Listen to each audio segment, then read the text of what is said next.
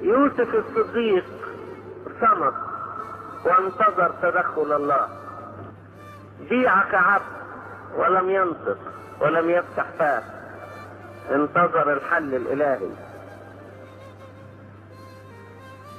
في بيت فوتيفار اتهم اتهاما ظالما وبشعا والقي في السجن، وصمت يوسف وانتظر حل الله، وتدخل الله بحلوله الالهيه وانقذ يوسف من السجن واعطاه مركزا كبيرا وسمعه.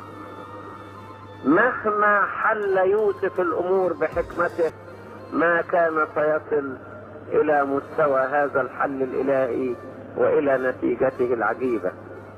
افرضوا يعني يوسف عمل كل ما يمكن من حكمه، كان هينجو من انه يتباع، كان هينجو من السجن ويفضل برضه انسان بسيط وغلبان.